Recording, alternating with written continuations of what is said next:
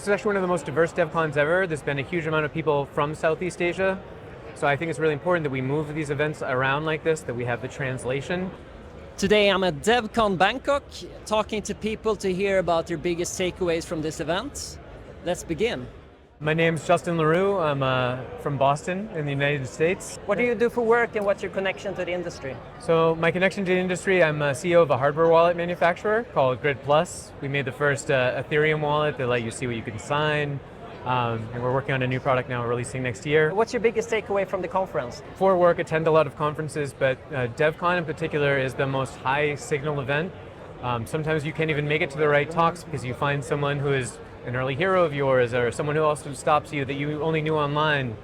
It's sort of self-selecting because if you're going to go to the trouble of coming around the world to a conference that is focused on development and the serious side of crypto and not trading and investing, we have naturally selected and filtered for the best people in this industry. It's high signal, wonderful people trying to do positive sum things. Any specific talk, person, or technology that stands out to you from the conference? For me, I didn't get to see a lot of talks because I'm also here for work, so I'm primarily talking to people in the security space. No, I mean, I think just that it's kind of a meme in crypto, oh, we're still so early. This technology, there's still the opportunity for anyone with an idea to just jump in and get involved because it's so broad now and there's so many unsolved problems. Like anyone, if you really are passionate about it, just get involved.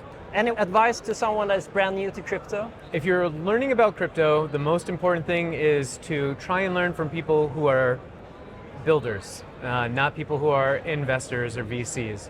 That's the exciting part. I know people get attracted because of the money, but even if you're interested in the money, you will better understand what is real and what is hype if you understand the technology on a basic level. So, dig in. It's confusing and it's hard to find the right resources. Stay away from Twitter. And read Mastering Ethereum, listen to Bankless and other great podcasts that are geared towards sometimes the content's for beginners and sometimes it's intermediate. But find those trusted sources and learn those voices so you can get a foothold. And also don't be afraid to ask questions. Everyone's really afraid to, they want to appear sophisticated online. They don't want to seem silly because they ask about a basic topic. Sure. That leads to problems. Ask. There's a lot of helpful people out there. That's awesome tips. Yeah. Really good, really good. What do you think about Bangkok in terms of tech and crypto as a hub? So that's actually the city's broader community to me. I mean, I think this is actually one of the most diverse DevCons ever. There's been a huge amount of people from Southeast Asia. So I think it's really important that we move these events around like this, that we have the translation. Otherwise, everything will become sort of Western-centric, the European and North American communities. By moving it around and having the event focused in this way, I mean, you see how broad it is. We're building bridges.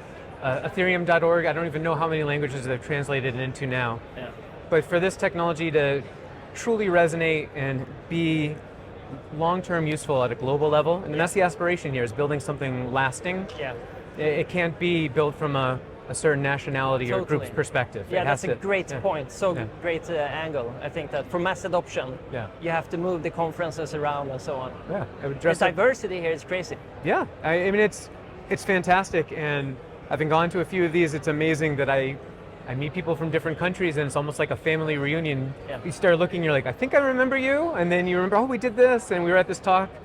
So it's just it's a wonderful opportunity, and another reason why I feel lucky to be in this industry and in Ethereum in particular, because in my life, in my prior roles, I would never have had these opportunities and never have been able to meet all these interesting people from around the world. If you describe crypto future in one sentence, what would it be? Still unwritten, so jump in and try and shape it in a positive way. I really appreciate Thanks so much. your time. Thank you. Great. Thanks a lot. All right. Yeah, I'm Grace. I'm from New York City. Actually, I've worked in Tokyo before. My whole team's in Tokyo. What do you do for work and what's your connection to the crypto industry? My company, we do like blockchain middleware, so we're trying to make it really easy for anyone to build their DApp, whatever it is, on top of our software. And me in particular, I'm a front-end engineer, so working on how things look and what the user interacts with. What's your biggest takeaway from the conference so far? I really enjoyed the UX talks.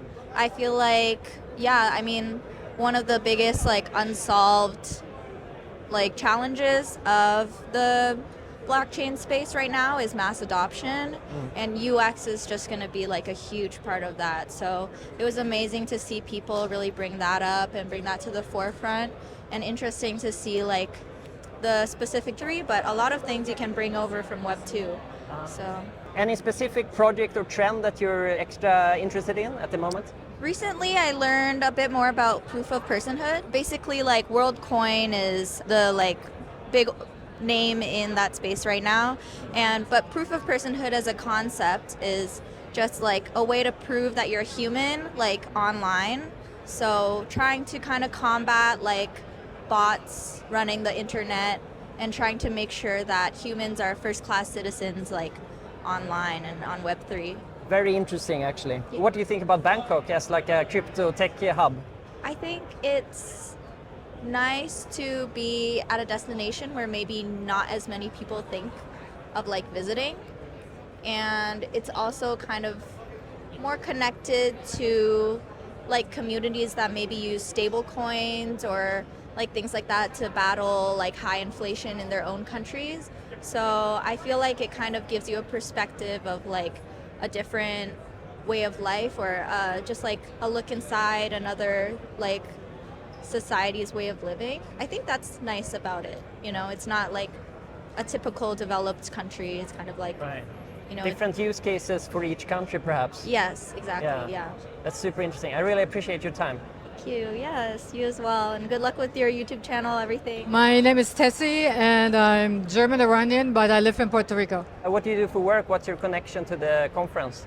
My connection is like I have been developing projects. I was initially with Consensus, and then we built a non-custodial wallet called Liquality, and so I've been in the space for a while.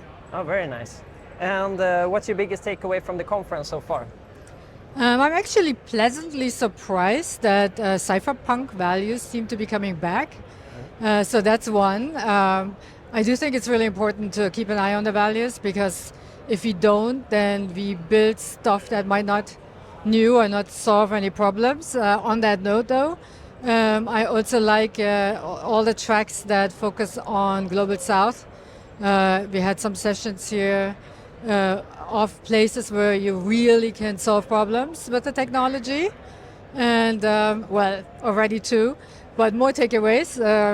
Other amazing stuff on the technology end, like cross-chain and all the multi-chain stuff is really interesting. Oh, wow. Any specific talk, person, or technology that stands out for you? No, there were actually a few. A few of them. Yeah, very The cool stuff. program is packed. Yes. Yeah, it's crazy. Absolutely, and you always miss something, and I'm already having a list of things I have to look up on the video. Any projects in general in the crypto space that you're excited about today?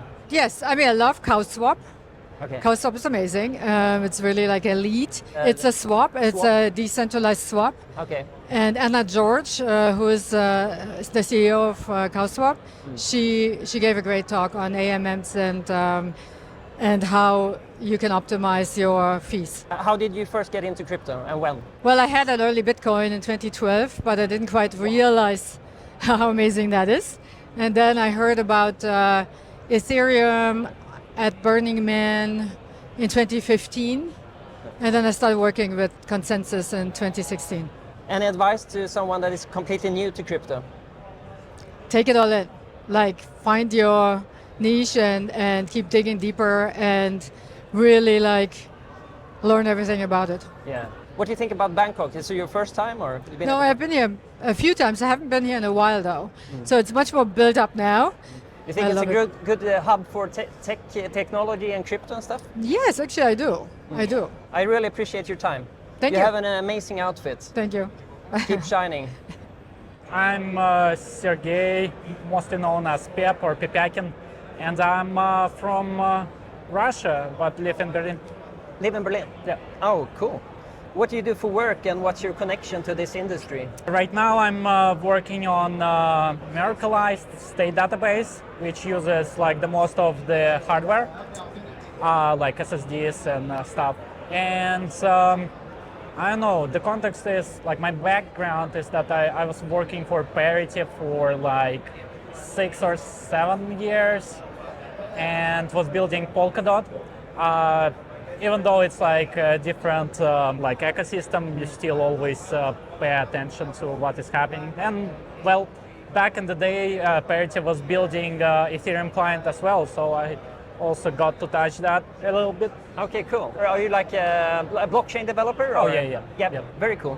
What's your biggest takeaway from the conference so far? I think that people are really concentrated on infrastructure in general, like across the whole crypto ecosystem, but then it also seems that in Ethereum in particular, they are, or like we are, I don't know, like paying more attention to research, for better or worse, and that means that changes might be a little bit slower than you might want. Mm-hmm. Any specific talk or person or event that was a highlight for you? Well, I was a little bit disappointed by Justin's talk. I liked the talk from the REST team, and the talk by Kelvin about what rollups actually are was kind of interesting as well. All right. Any specific project in the industry that you're extra excited about these days? I'm not even sure. I wouldn't say I'm Nothing super specific? excited. Yeah, nothing specific. Okay. There How are did many you- interesting Yeah. projects in general. There's though. many, yeah? Yeah. Any advice you would give to someone that is completely new to crypto? To developers, just look at the first principles. Try to avoid like chasing the hype, and I guess that's it. Cool, great advice. Have you been on the side events as well? And Oh yeah, but not too many. I signed up for many, but unfortunately, DevCon is a little bit too much already. Yeah. And limited time. Second? It's a limited time. You Oh have limited- of course. And you have to choose. And so far, mostly I was choosing this event. I really appreciate your time, brother. Thank you. Thank you so much. I'm Marisha.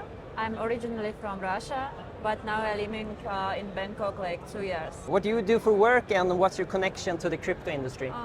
I am in crypto industry like 4 years. Yeah, but right now I working with team and we're making some RWA projects. We connected some institutional players with DeFi worlds. It's easy to say, yeah, and making financial world more easier. That sounds really interesting. And your company is also based in Bangkok, or No, you're it's working like remotely? worldwide. Yeah, but our founder from Malaysia, but based in New York. What's your biggest takeaway from the conference so far? I think it's like a conversation with other people and other projects, great network, and making some deals for projects and have a lot of inspiration. Any specific person, trend, or technology that stands out to you right now?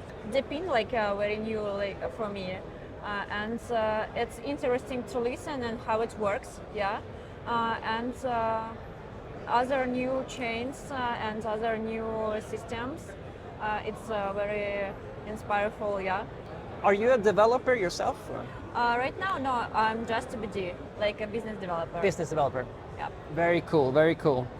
What do you think about Bangkok? You've been here 2 years. Yeah, it's an amazing place. Yeah, with great opportunity for networking, amazing for other projects, for digital nomads, and vibe is so nice. Yeah, because a lot of like kind people. Yeah, and everyone can help you if you need. Exactly. It's amazing. I yeah. agree with you. It's great to meet you. Yeah. Thanks for your time. Thanks. My name is Satheesh Podolkar. I'm from Singapore. What do you do for work, and what's your connection to this industry? I have set up my own blockchain and Web3 company in Singapore. The name is Kratos Innovation Labs. I'm connected to the industry because we want to bring blockchain technology to smallholder farmers in the global south. About 500 million farmers would benefit from our technology. That's really cool. Can you tell a bit more about the project you're building? Yeah, we've been in multiple platforms from 2016, where we started 8 years before. we were very clearly from day one that we wanted to be in the food ecosystem, where we wanted to help farmers with spatial imagery, for example, satellite imagery. So we basically map the farms and provide them enough data so that they can increase the yield and be able to sell the produce directly. That's where we started off. Okay. In 2017, 2018. Sounds very interesting, your project. What's your biggest takeaway so far from the conference here? The conference, I think this is more of the developers. It was good to meet a lot of developers here who are in the similar space. So some of the information I got from these people is to how do we actually effectively integrate technology to do some social good. Okay. That's my key takeaway.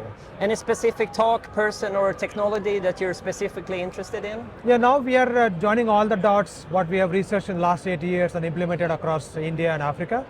So we're coming out with our own deep-in layer 1 protocol. It's called Trophy. Trophy is a Greek word for food, and we exactly understand what happens in the agriculture and food ecosystem.